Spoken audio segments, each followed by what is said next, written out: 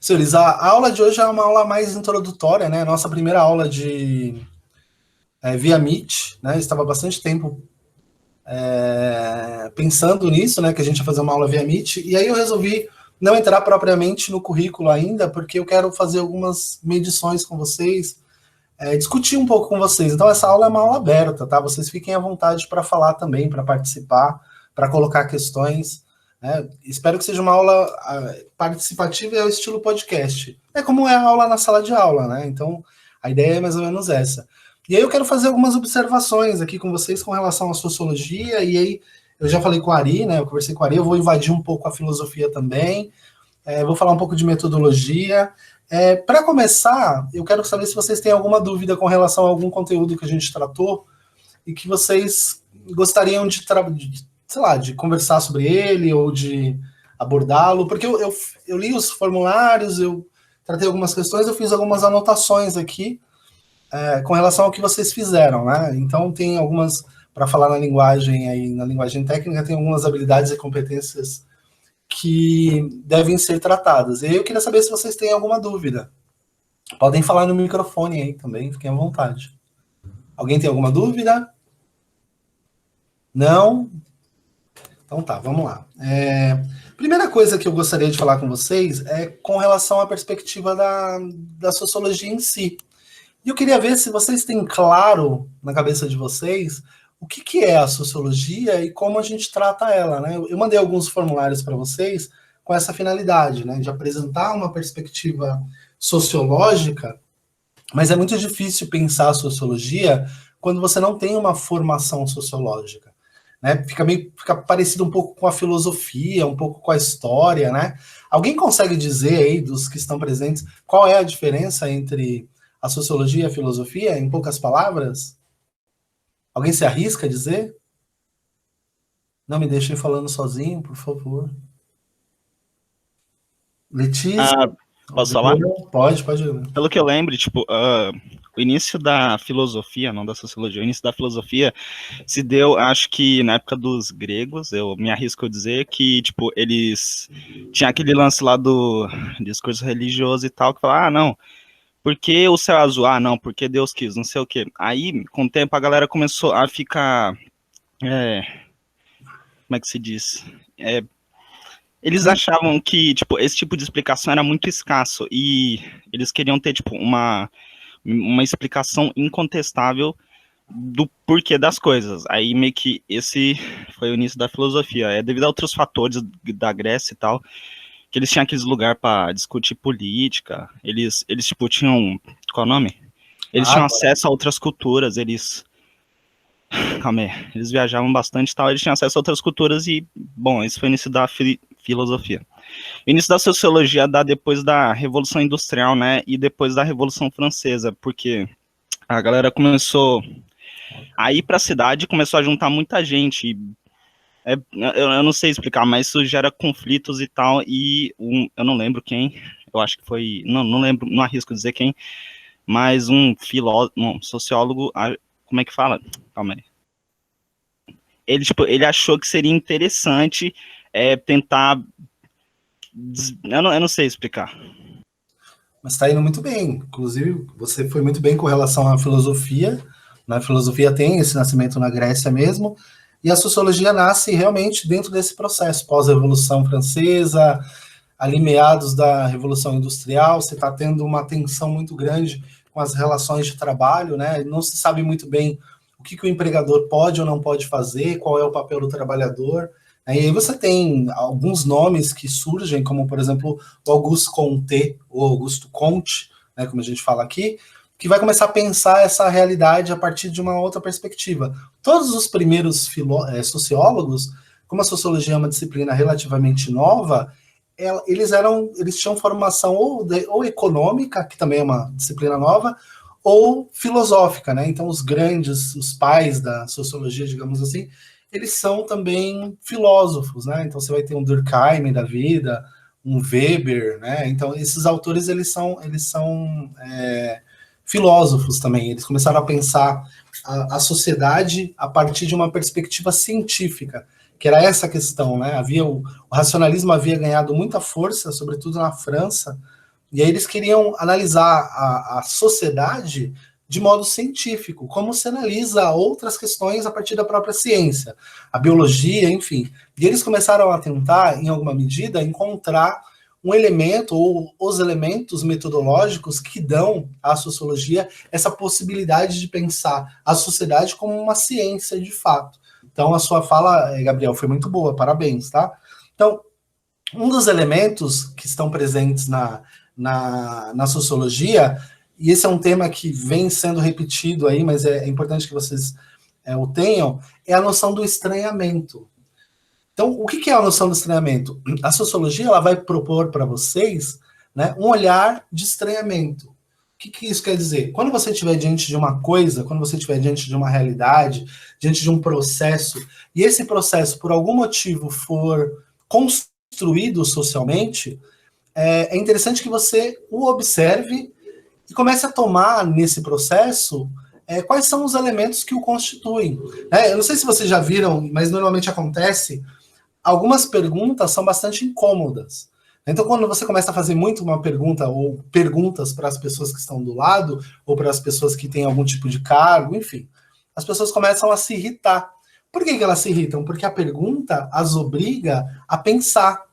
E quando elas fazem isso, elas percebem que muitas coisas que elas tomam como naturais, como comuns, elas tomam sem nunca ter refletido profundamente sobre aquilo. E essa falta de reflexão sobre o tema faz com que elas queiram, em alguma medida, queiram cessar o debate. Falar, tá bom, é assim mesmo, você é chato, para de pergunta. O que isso quer dizer? Quer dizer que a pessoa naturalizou o conceito, ela naturalizou algo antes mesmo de pensar naquilo. Então, eu não sei se vocês assistiam Castelo Rá-Tim-Bum, que tinha lá o Marcelo Taz, quando alguém fazia uma pergunta, e alguém respondia, porque sim. Aí ele dizia, mas espera, porque sim não é resposta. E à medida em que a gente vai crescendo, a gente vai perdendo essa nossa capacidade de olhar para o mundo com esse estranhamento, de olhar para uma coisa que está todo mundo olhando, todo mundo está vendo a mesma coisa, e você olhar para aquela mesma coisa e ver algo diferente, tentar abordar essa coisa sob uma nova perspectiva. É isso que a gente precisa fazer em alguma medida. E a sociologia ela nos ajuda. Então, por exemplo, um tema como a Letícia está fazendo algumas pesquisas. Então, eu vou tratar de um tema como violência, por exemplo. Se eu for tratar um tema como violência e eu tiver como referência um autor, ou sei lá, uma celebridade, um artista, ou um professor, ou qualquer outro cidadão, ou qualquer outro indivíduo da sociedade, e eu tiver só esse sujeito como referência, a tendência é que meu olhar seja limitado, que o meu olhar seja apequenado. O que eu tenho que fazer, por exemplo, vou tratar da violência? Eu preciso buscar fontes confiáveis e eu preciso, em alguma medida, além de buscar essas fontes confiáveis, encontrar meios de criar tensões entre as informações. O que isso quer dizer, professor? Eu preciso pegar quem vê um problema de um lado, pegar quem vê o problema do outro e tentar, no choque dessas perspectivas, tirar um produto daí, que a gente chama de produto dialético, que é, eu tenho duas tensões, né? Um diz uma coisa, outro diz outra coisa. Qual é a média? O que eu posso tirar daqui que de fato é confiável? Sob essa perspectiva, a sociologia nos dá elementos. Então, o que é o estranhamento? O estranhamento é perceber que quase tudo, se não tudo, é parte de algum tipo de construção. Então, por exemplo, Gabriel, você que falou aí, quando você faz uma determinada afirmação, não existe nessa sua afirmação nenhum tipo de neutralidade. Como assim, professor? O Gabriel tem ou não tem uma religião, o Gabriel tem um idioma, o Gabriel tem um círculo de amigos, o Gabriel tem pessoas que o cercam, que embora não sejam suas amigas, estão no cotidiano, o Gabriel tem as séries que ele assiste, as músicas que ele gosta, todos esses elementos constituem, de algum modo, aquilo que na filosofia a gente chama de cosmovisão. O que seria a cosmovisão? É o seu olhar do mundo, é como você percebe essa ordem do mundo. Então, o Gabriel, ele tem um ponto de vista estabelecido. E aí, é importante vocês pensarem, senhores, que esse processo, ele é um processo que vai sendo naturalizado. Então, algumas perguntas são extremamente incômodas. Eu não sei se vocês já ouviram, respondam no áudio aí. Já ouviram essa expressão? Aceita que dói menos? Já. Várias vezes. O que ela quer dizer? Quem se arrisca a me responder ela aí? Professor, aceita que dói menos. Quer dizer o quê? Quando você ouve essa frase, você entende o quê? Que não vale a pena você lutar por nenhuma mudança. porque as coisas já estão dadas, né, Letícia? As coisas estão estabelecidas. Será que o aceita que dói menos, embora ele caiba em alguns momentos, ele não é também uma postura de negar a discussão, de tentar eliminar o anseio, de tentar eliminar a questão que está em aberto, com a finalidade de dar um passo à frente, sem resolver um problema que ficou no passo atrás? Será que o aceita que dói menos não é uma tentativa de suprimir o debate, de fazer você deixar de pensar no problema para que você siga adiante sem que o problema seja resolvido?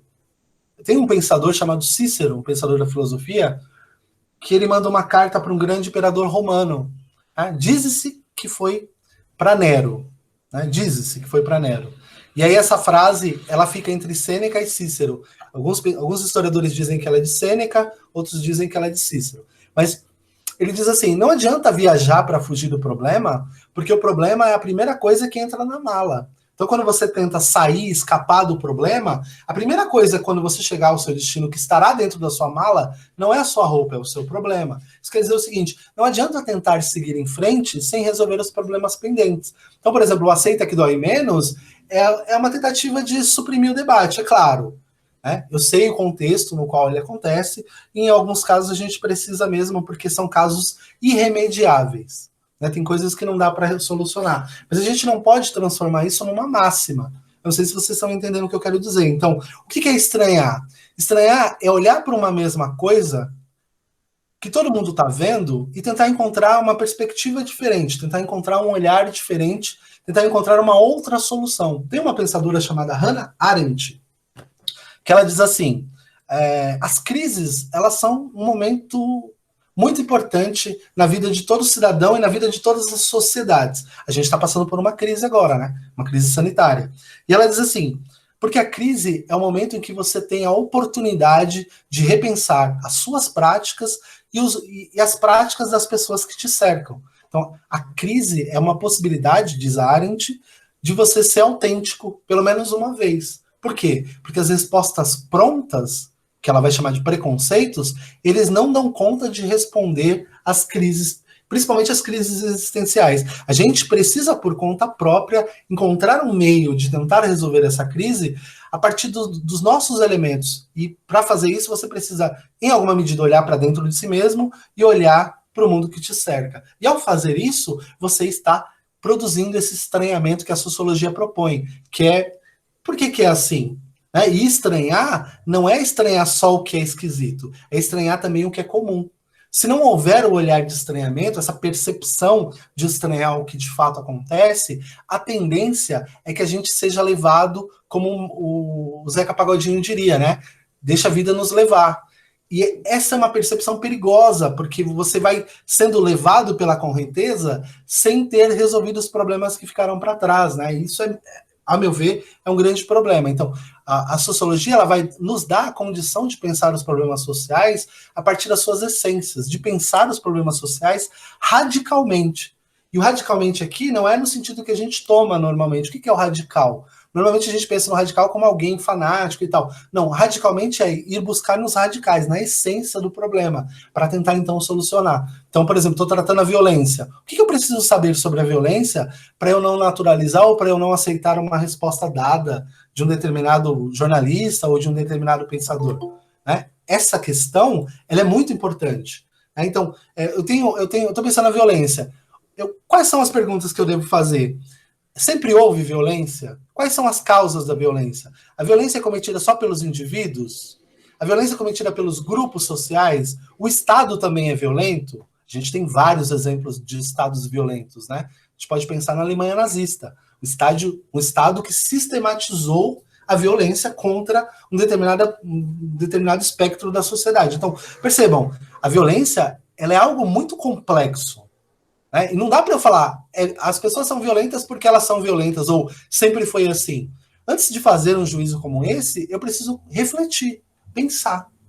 Não, o que eu tenho que fazer para chegar a uma conclusão plausível acerca da violência? E aí a gente cai no segundo movimento, né? Que é o movimento de...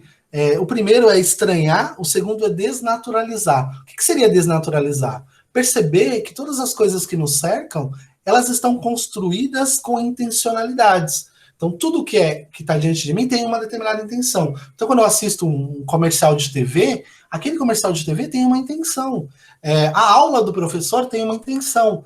A mensagem do coleguinha no WhatsApp tem uma intenção. Todas essas coisas têm uma perspectiva e uma intencionalidade de alterar algum tipo de realidade. Então, é importante perceber que não existe... Até existe, né, na natureza, mas pouquíssimas coisas são naturais, pouquíssimas coisas são comuns. E se eu não desnaturalizar essas coisas, eu corro o risco de me tornar alguém preconceituoso. Né? Então, por exemplo, quanto tempo durou a escravidão? Quanto tempo durou, né, para dizer, o racismo? Ele ainda perdura, né? Incrivelmente ele ainda perdura, mas quanto tempo duraram essas questões? Por quê? Porque alguém se perguntava, olha, mas será que isso é certo? E logo vinha alguém dizendo, aceita que dói menos. Ou a pessoa dizia, sempre foi assim, você acha que você vai mudar?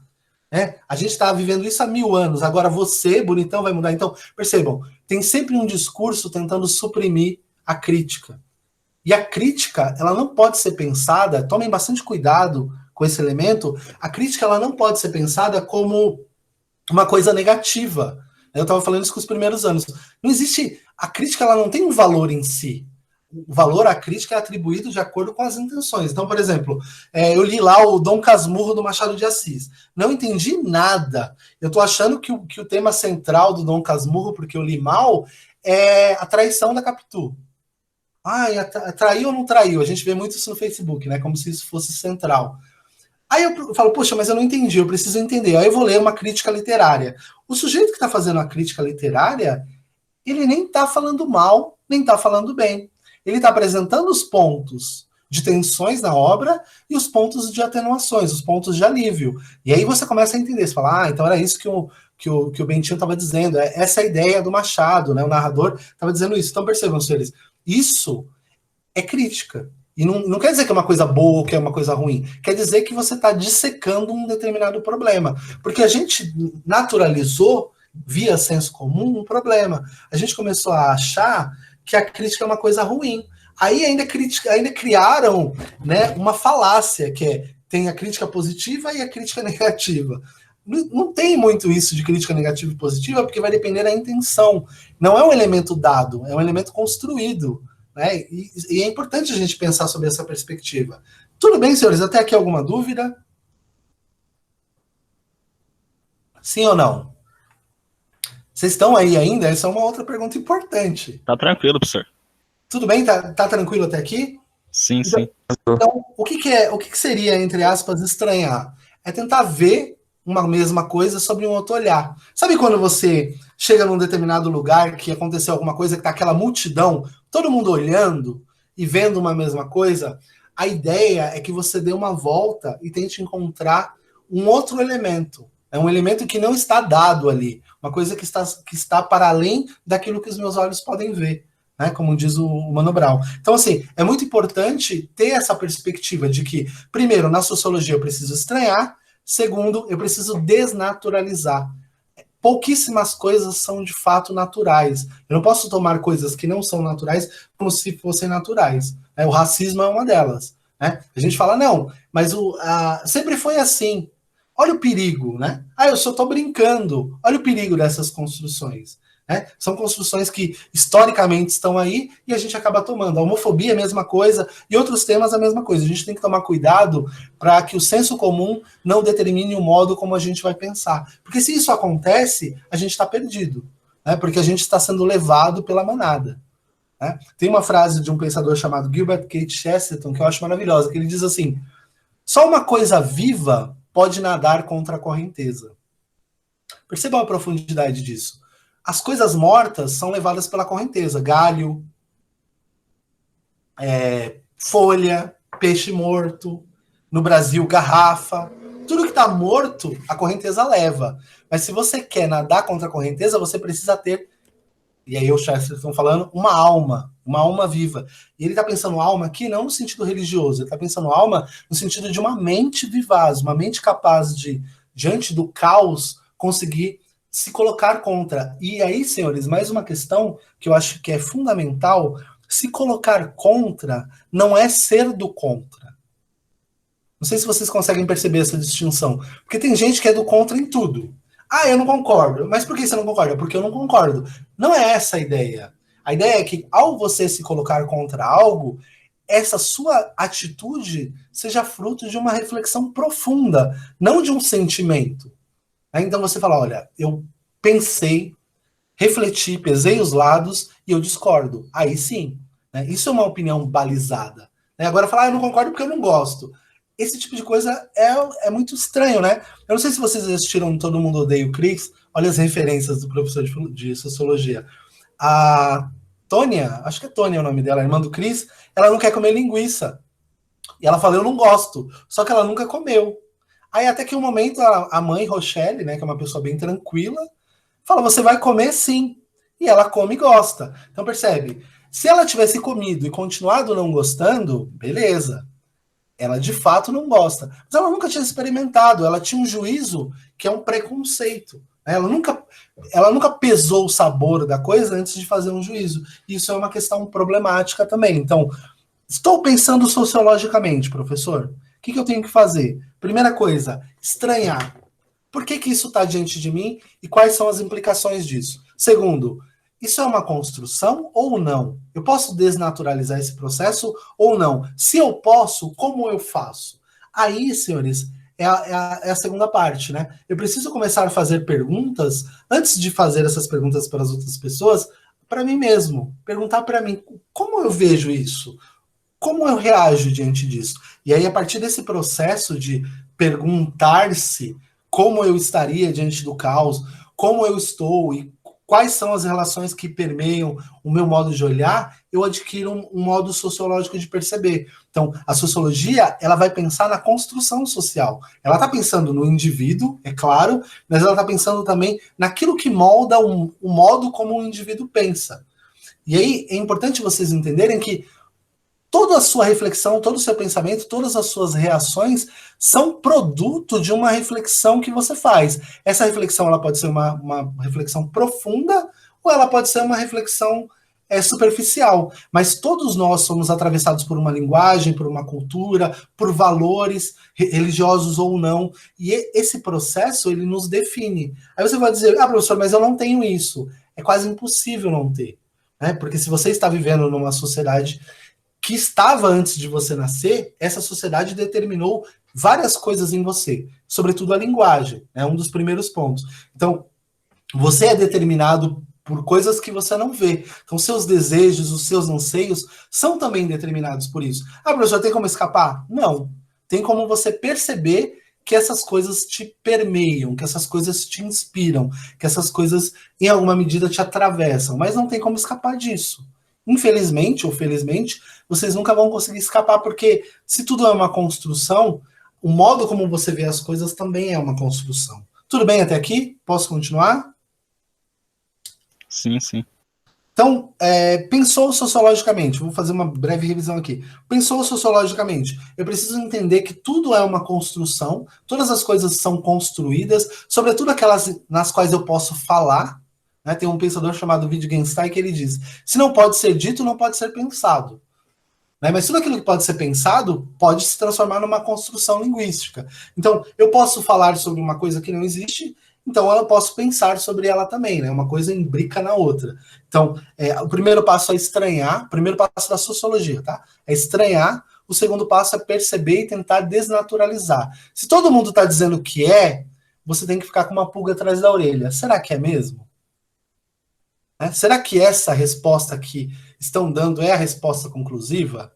Tem um pensador chamado Hegel, que ele diz assim, a grande questão das ciências humanas, da filosofia, da história, da sociologia e de todas as outras ciências humanas é a seguinte, você precisa pensar, eu disse isso de outro modo, mas ele vai dizer, você precisa pensar numa determinada coisa que está todo mundo já sabendo a resposta e tentar encontrar uma resposta diferente para isso que foi dado. Então, olhar, né, como eu disse, para uma mesma coisa e tentar encontrar uma resposta diferente. É fácil? Não, é difícil, porque a resposta da multidão, ela é sempre uma resposta mais conveniente, ela é sempre uma resposta mais fácil, mais tranquila, mais agradável, né? O deixa a vida me levar é muito mais fácil do que se colocar diante de uma montanha e ter que escalá-la.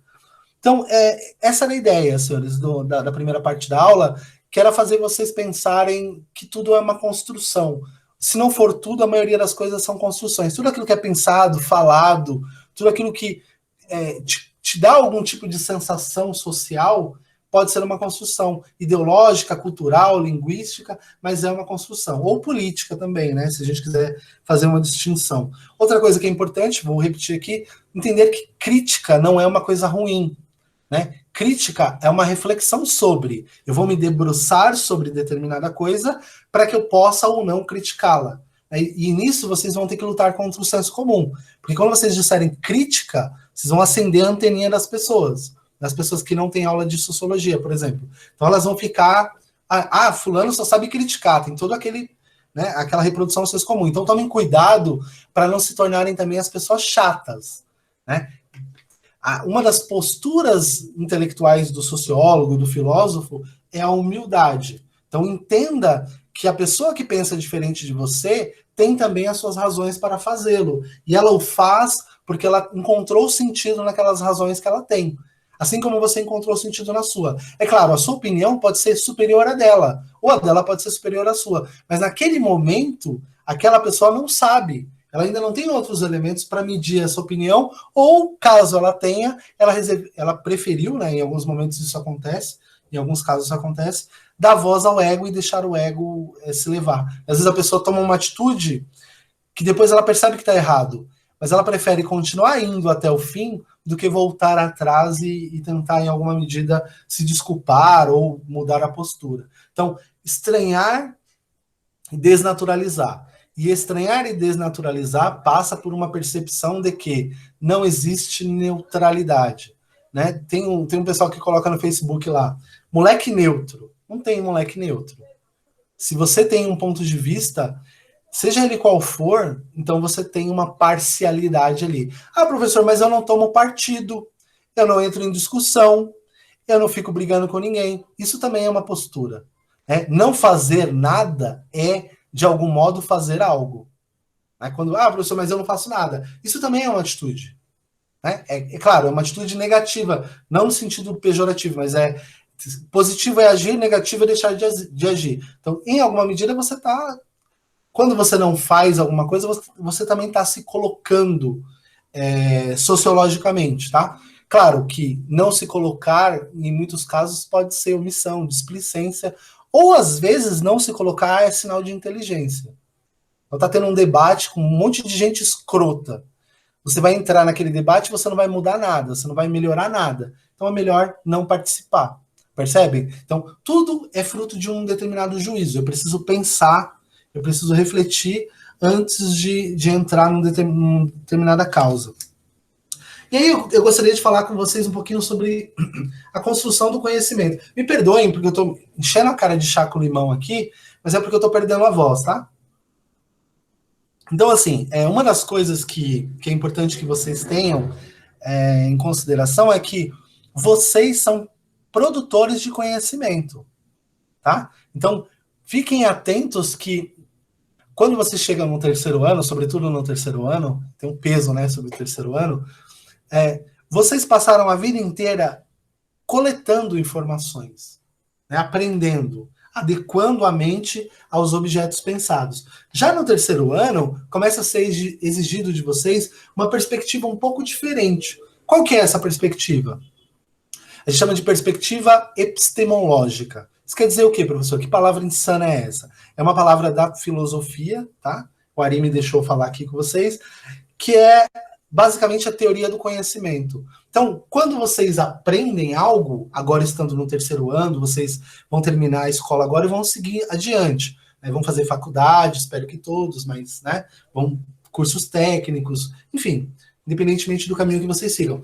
A partir de agora, vocês já são pessoas, tá? Não deixe que ninguém fale, olha, quando você terminar o ensino médio, quando você terminar a faculdade, você vai ser alguém. Vocês já são alguém, mas esse alguém vai ser atribuído de outras responsabilidades. E aí vocês vão ter que construir o conhecimento também. né? O conhecimento que vocês estão absorvendo, adquirindo, lidando e discutindo com ele, vai ter que passar a ser também uma construção da parte de vocês. E como que isso acontece? Isso acontece a partir do momento que você já tem todos os elementos diante de você e agora você vai começar a produzir. É um exemplo que eu dei, se vocês me permitirem aqui, no segundo ano. Eu não entendo nada de música, mas eu adoro usar esse exemplo, que é o seguinte: imagine que você começou a tocar um novo instrumento, sei lá, um violão, um piano. Naquele primeiro momento, o violão e as notas musicais são estranhas para você. Então, você não sabe segurar direito ainda o instrumento, você não sabe produzir uma nota, construir uma nota. À medida em que o tempo avança, né, você vai começar a aprender. Imagine que essa fase da aprendizagem ou do aprendizado são vocês estudando, né, no ensino regular. E aí vocês começam a aprender, vocês começam a lidar com o instrumento mecanicamente muito bem, porque vocês adquirem a habilidade de manejar o instrumento, e vocês começam a pegar com o ouvido os tons, as harmonias, vocês começam a aprender a musicalidade. Ao ponto de, se você se dedicar àquilo, você ser capaz de tocar qualquer música de qualquer artista a partir de uma partitura musical. Você olha lá, fala, pô, isso aqui eu sei fazer. E toca uma música na fogueira lá, né? Tem pessoal que leva o violão para a escola e tal. E aí toca lá, porque consegue já. Só que vai chegar uma outra etapa, que é a etapa da epistemologia, digamos assim, e que você vai ter uma afinidade tão grande com as notas musicais que você vai ser capaz também de compor uma música. Você, pô, se eu juntar essa nota com essa, tal, dá para fazer um arranjo aqui. Então, você vai começar com pequenos arranjos, daqui a pouco você pode compor uma música, fazer uma partitura sua usando os elementos que já existem. Percebam, quem produz, quem compõe uma determinada música, não tira do nada. Ele pega os elementos, as notas musicais, eu não sei nada do que eu estou falando aqui, tá? Não entendo nada de música, mas ele pega as notas musicais, né, articula elas ali dentro de um sentido musical, dentro de uma ciência musical, e cria novas músicas. Percebam, ele criou alguma coisa que já existia misturando os elementos. A mesma coisa se dá com conhecimento. Vocês já têm bastante bagagem, vocês estão na escola há bastante tempo. Né? Chegou o momento, eu acredito, e vocês já devem estar fazendo isso nas outras disciplinas, na minha também, já começaram a fazer, que é como eu faço para transformar isso, tudo que eu sei, em algo que seja concreto e plausível? Como que eu consigo transformar todo esse conhecimento que eu adquiri em algo que seja sólido e que possa, de alguma forma, melhorar a minha realidade e melhorar a realidade das pessoas que me cercam? Percebam, isso é fruto de um olhar crítico do mundo. Eu preciso entender que todo o conhecimento que eu adquiri até agora, ele vai me ser útil em algum momento, mas eu preciso transformar esse conhecimento adquirido em algo útil. E o útil aqui não é no sentido mercadológico, tá? É útil no sentido social mesmo, tá? Então, existe uma lógica, senhores, que é a lógica da epistemologia. O que a teoria do conhecimento, que é outro nome para a epistemologia, vai pensar? Quais são os limites do conhecimento? Imagine o seguinte, vocês estão todos me vendo, pessoal? Eu fico com a sensação de que eu estou falando sozinho. Tá todo mundo aí? Sim. Tá. Então, é o seguinte, ó, esse daqui é o Gilvan. Esse daqui é um quadro. Conseguem ver, né? E aí o Gilvan está observando o quadro. O Gilvan, esse redondinho aqui, achou o quadro bonito. Numa relação natural, não epistemológica, o Gilvan vai voltar para casa depois que ele visitou lá o museu e ele vai dizer, nossa, legal o quadro. Bonito o quadro, gostei, causou uma boa sensação em mim. O que a relação epistemológica vai pensar? Qual é, nessa relação entre os dois, né, entre quem está vendo e quem está sendo visto, os limites? Quais são os limites dessas duas coisas? É isso que a epistemologia vai pensar. Ela vai pensar quais são os limites do conhecimento. Como eu posso conhecer? Né? E podendo conhecer, como se dá esse conhecimento? Tem um pensador chamado Kant que ele vai pensar nessa ponte entre a mente e o objeto pensado. Ele vai dizer, existem limites para esse pensamento do indivíduo pensante, do ser racional, e do objeto pensado. Ele vai dizer, a primeira coisa que ele diz é, tudo que acontece, acontece dentro do tempo e do espaço. Então, o tempo e o espaço são elementos e condições necessárias para que o pensamento possa acontecer. Depois disso, ele vai dizer, o que se pode conhecer? como conhecer? Como que eu faço para entender uma determinada coisa? E ele vai dizer, alguns conhecimentos eles são axiomáticos e apodíticos. Eu conheço só de olhar. Outros conhecimentos eu preciso parar para pensar. Eu preciso construir sentido na minha cabeça para que aquilo tenha algum tipo de valor, algum tipo de juízo. Percebam, senhores, é a construção. É a construção do entendimento. Vocês estão acostumados a olhar uma coisa e numa fração de segundos, em milésimos, julgar. Isso é uma garrafa de água. É fácil você, estando acostumado, já tendo naturalizado esse processo, chegar à conclusão que isso é uma garrafa de água. Mas para que o seu cérebro, ao observar a imagem via olho, transforme isso num símbolo cognitivo, é um processo extremamente problemático. Né? Para a imagem se transformar num elemento pensado, é um processo extremamente problemático. E os autores da epistemologia, eles vão pensar nesses limites. O que eu posso conhecer, como eu conheço, tendo conhecido, como transformar esse conhecimento em outra coisa. Então, a epistemologia ela é a teoria do conhecimento. Então, como vocês até agora aprenderam bastante coisa, como vocês vão transformar esse conhecimento apreendido em conhecimento compartilhável? Né? Existem vários métodos para se fazer isso. Alguns autores, como o Antônio Severino, eu mandei um livro dele para vocês, ele diz que eu preciso pensar em como compartilhar o conhecimento. Ele usa um neologismo, né? A transmissibilidade do conhecimento. Como eu vou transmitir aquilo que eu sei. E aí eu faço uma pergunta para vocês responderem no áudio. Já aconteceu de você saber a parada e na hora de responder você não conseguir? Com vocês aí, podem responder. Professor, eu sabia na hora que eu fui falar, parecia que estava vazio aqui dentro. Já aconteceu com vocês? Já, várias vezes. Geralmente em explicação de algo relacionado a português. Fala, Mai, quem está falando aí? O Moisés. Ô, Moisés, fala um pouquinho mais aí. O que isso quer dizer? Porque, tipo assim, professor, o que aconteceu comigo foi que a professora perguntou um negócio que ela tinha falado. Aí eu fui falar, tipo, eu sabia de cor. E aí quando eu fui falar, tipo, deu um branco. Aí eu, meu Deus do céu. E aí, tipo, você para e trava. E aí parece que você não sabe de nada. Parece que tava dentro da cabeça, né? E na hora que chega na hora de falar, parece que, sei lá, apagou. E você só tem alguns flashes do que você queria dizer. E aí você perde todo o elemento discursivo, que seria aquilo que daria a condição de tornar aquele processo mais claro. Né? E é muito louco isso, né? São vários fatores, tá? Não é só o fator que eu vou dizer aqui. Tem fatores psicológicos, a condição do tempo e do espaço, o treino do discurso, tem vários fatores. Mas um deles é, quando a gente está com um determinado tema a ser tratado, a gente costuma olhar para o tema e se apegar àquilo que nos fez sentido no primeiro momento.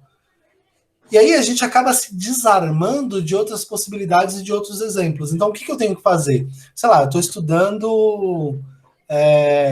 um tema complexo aí.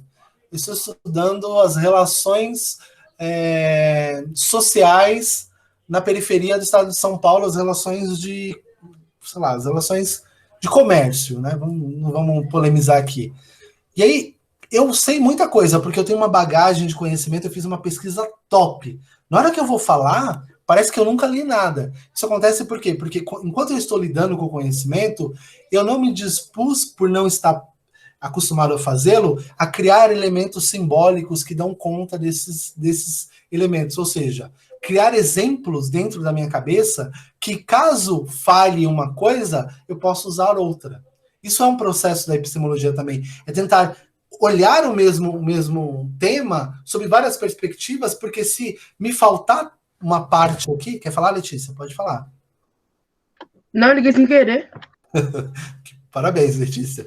Então, assim, em alguma medida, se me faltar alguma coisa aqui, eu consegui abordar sobre outro lado, abordar sobre outra perspectiva, olhar de um outro ponto e dar outros exemplos. Isso acontece muito com o professor, né? Às vezes a gente explica uma coisa, vocês fazem uma pergunta, e a gente fala, qual é o outro exemplo que eu posso dar para tornar isso claro? Porque da primeira vez eu falhei. Isso acontece muito, né? Como que eu torno um conhecimento complexo e abrangente num conhecimento palatável, num conhecimento que não seja simplório, mas que seja simples? Isso é processo de pensamento, né? É claro, demora pra caramba. Às vezes eu mesmo...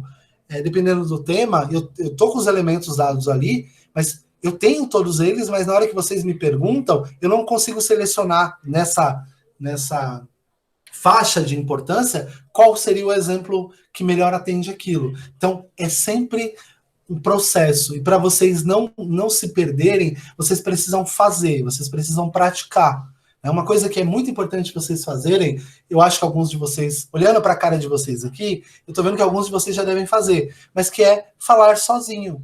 As pessoas acham que falar sozinho é a pior coisa do mundo, né? Ai, fulano está falando sozinho. Não. Falar sozinho é um jeito de se perceber enquanto indivíduo e é um jeito de ouvir o seu pensamento fora de dentro da sua cabeça. Porque a gente pensa, obviamente, a gente codifica o pensamento. Mas quando você fala, é um pouco diferente. Né? Parece que ao falar, existe um certo distanciamento entre o pensamento e a reflexão em si. Então é importante que vocês não... Ah, mas falar sozinho é coisa de maluco. Tudo bem, as pessoas já estão nos chamando assim, então vamos continuar fazendo. Então, falar sozinho, escrever, tomar nota, coisa muito importante é tomar nota.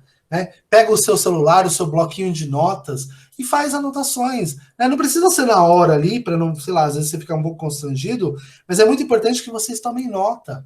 Sabe, teve uma ideia incrível. Provavelmente alguém melhor que vocês já teve essa ideia. Mas naquele momento você fala, nossa, que ideia bacana. Vai lá e anota. Ou você está assistindo uma videoaula, ou numa discussão com um determinado colega, tem um determinado argumento que você falou, nossa, meu, que legal isso aqui que ele falou. Você anota e depois você pode pensar nesse elemento. Pode ser que daqui a 2, 3 dias, você vai ler e vai falar, ah, nem era tudo isso. Pode ser que daqui a 2, 3 dias você vai ler e vai falar, nossa, realmente faz muito sentido. Então, nós precisamos criar práticas que deem à nossa cabeça outras alternativas. Porque se a gente depender só da memória, é muito difícil, né? Porque a gente, como nossos amigos falaram aí no começo da live, tá acontecendo um monte de coisa no mundo, um monte de informação, uma confusão lascada, a gente querendo se encontrar no meio da confusão, e ainda tem que me encontrar e ser capaz de dissecar o mundo. Então, é importante criar esses elementos. Bloco de nota. Vocês têm um grupo no WhatsApp que só tem vocês? Façam também, gravem nota, por exemplo, às vezes você teve uma ideia legal, você quer fazer alguma coisa, grava, olha, você sozinho, né, o Sherlock Holmes, hoje eu descobri que tal coisa, e depois daqui a uma semana, tira um tempo para ouvir suas notinhas de áudio, elas vão te esclarecer muito acerca do mundo e, sobretudo, acerca de vocês mesmos, porque vocês estão em constante mudança. Lembra da frase do Heráclito? O Heráclito dizia... não se dá para banhar, não se pode se banhar no mesmo rio 2 vezes, porque quando você voltar lá, a água já passou, você não é mais o mesmo, né? Tudo muda. E à medida que você vai datando essa mudança, só até babei aqui, à medida que você vai datando essa mudança, esse datamento, esse recorte, inventei uma palavra, tá? Datamento. Esse recorte aqui, ele vai sendo usado para você pensar não só o mundo, mas pensar acerca de si mesmo. Tem um pensador chamado Viktor Frankl, que ele tem um processo, ele é um psicólogo, né, que foi vítima do nazismo, esteve em vários campos de concentração, ele tem vários livros importantes, e ele tem um conceito que ele chama de logoterapia, né, que é, eu encontro os meus demônios, né, no sentido não espiritual, mas no sentido psicológico, falando. Então, quanto mais eu falo, quanto mais eu me ouço, mais eu percebo quais são, de fato, os meus problemas. Então, percebam, senhores, isso é ciência já, né? Tem pensadores já tratando isso de maneira sistemática. E esse falar-se, né? Essa escrita de si, esse falar sozinho, ele é importante porque vocês vão começar a entender-se, e à medida que você se entende, tanto sociologicamente quanto filosoficamente, você começa a entender como você conhece e você começa a entender qual é o seu papel nessa complexidade toda que a gente chama de mundo. Então, a ideia é que você se coloquem no mundo, né? E esse se colocar no mundo, ele passa por vários processos, né? Na sociologia, ele passa pelo estranhamento, pela desnaturalização. Na sociologia, ele passa pela epistemologia, que é teoria do conhecimento. Como eu posso conhecer o que eu conheço? Quais são os limites daquilo que eu posso saber? Né? Eu vou dar um exemplo para vocês que a gente tem na aula de lógica. Imagine que vocês estão diante de um objeto espacial que tem tamanho infinito e tem uma quantidade de ângulos infinitos. Você sabe que tem um objeto composto de vários ângulos, você consegue pensar no objeto, mas você não consegue descrever esse objeto. Perceba a complexidade da coisa. Eu sei que tem alguma coisa, eu sei que tem muitos ângulos ali, mas eu não sei dizer quantos tem. e eu vou ter que aprender a lidar com isso. É claro que à medida em que você observa o objeto, você vai tendo mais informações acerca dele e você vai sabendo lidar com ele de maneira mais complexa, de maneira mais sistemática. Pode ser que você nunca saiba, e é bem possível que isso não aconteça, a quantidade de ângulos que ele tem, se de fato ele for infinito. É óbvio, se ele for infinito você não vai saber. Mas à medida em que você se propõe a tentar encontrar, você percebe esse objeto de uma maneira mais profunda e o melhor de tudo, você começa a se perceber de uma maneira mais profunda, né? É aquele exemplo, né? Quem pinta o muro da própria casa pode não melhorar a estética do mundo, mas melhora a si próprio, né? Melhora a própria casa. Então, esse é o exemplo que eu estou dando para vocês. É importante vocês pensarem que, enquanto indivíduos, vocês cumprem um papel importante, um papel social importante, e é necessário nós começarmos a pensar, né, esses elementos de maneira sistemática. O que faz eu ser o que sou? Né? O que faz eu gostar do que eu gosto?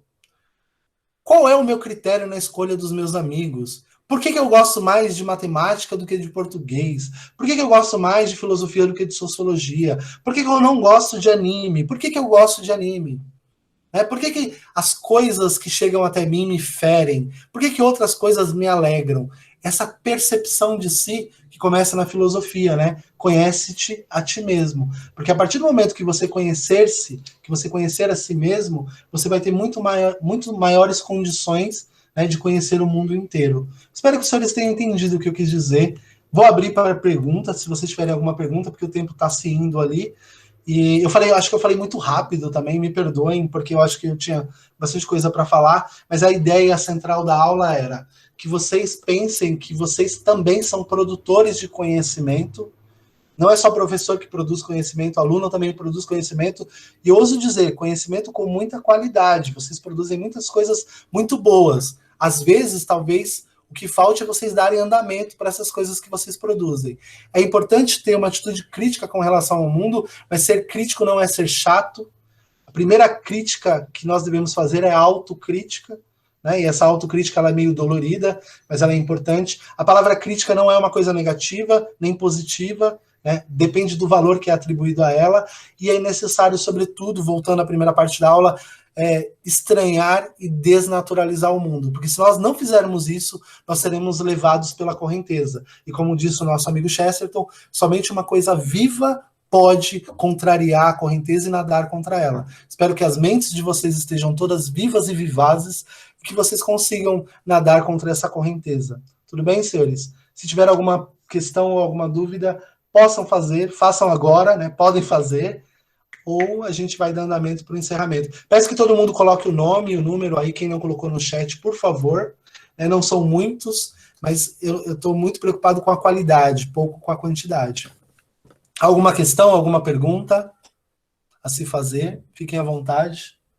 Tudo bem? Tem como, eu acho que isso é impossível, mas tem como você se desprender totalmente da sociedade, tipo, eu posso estar enganado, mas o super-homem do Nietzsche, que é aquela pessoa que consegue se desprender de todos os valores morais e tudo, tipo, é possível ou é só teoria isso?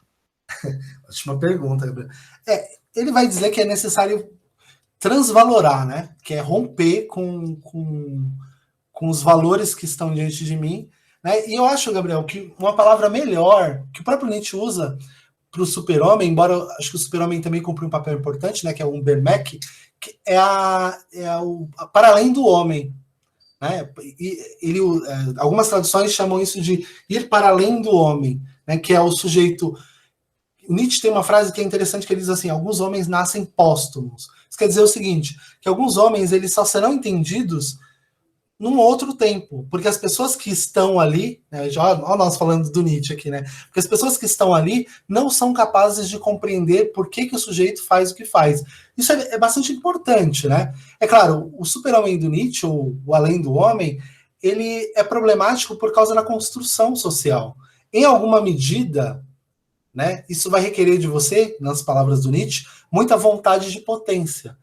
Para você romper, e eu não acredito, pessoalmente, eu não acredito nesse rompimento, mas para você romper minimamente com as estruturas dadas, com a cultura, com o cristianismo e com tudo aquilo que o Nietzsche vai dizer que é problema, você teria que ter uma vontade de potência muito grande. Você precisa ser alguém que consegue perceber que essas construções elas não dão conta de amenizar o mundo. Porque a grande questão para o Nietzsche é que essas construções, né, platônicas, elas tentam atenuar o mundo, né? Elas tentam fazer do homem um ser humano fraco.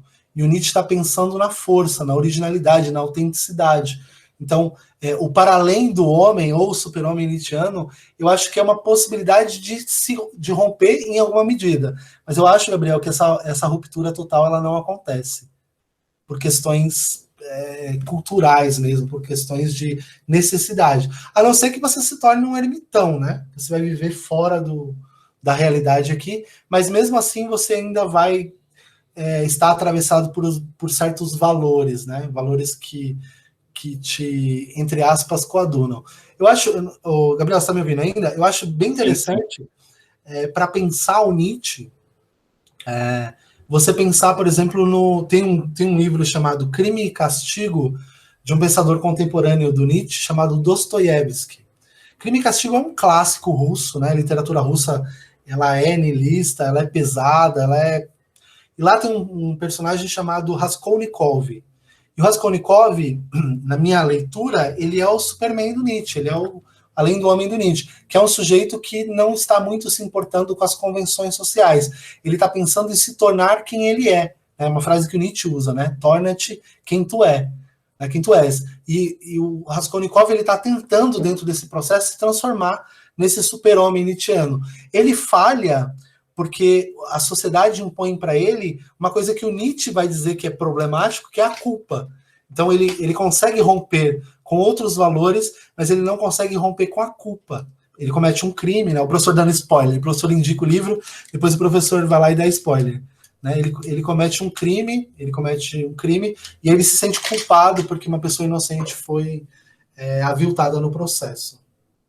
Espero ter ajudado, Gabriel. Se o Gabriel não tiver caído. Ajudou, Gabriel? Ajudou. Tem mais alguma questão, senhores? Podemos encerrar, então? Isabela, Letícia, Moisés, todo mundo tranquilo? Tranquilo. Tranquilo. Marília, tá todo mundo tranquilo. Então, tudo bem, senhores. A ideia aqui era propor algumas notas de rodapé, né, e fazer vocês pensarem que é necessário estranhar, que é necessário desnaturalizar, que é necessário pensar em si mesmo como parte importante e, sobretudo, que é necessário entender que vocês também são construtores da realidade. Vocês também estão produzindo algo plausível, né, e ter confiança naquilo que vocês fazem. Né, ter esse olhar, essa perspectiva de que pode não ser perfeito, mas tem você ali fazendo. Então é isso, senhores. Agradeço a participação de vocês e que a gente se encontre na próxima semana. Tudo bem? Até mais. Obrigado por estarem aqui. Quem não assinou, por favor, assine.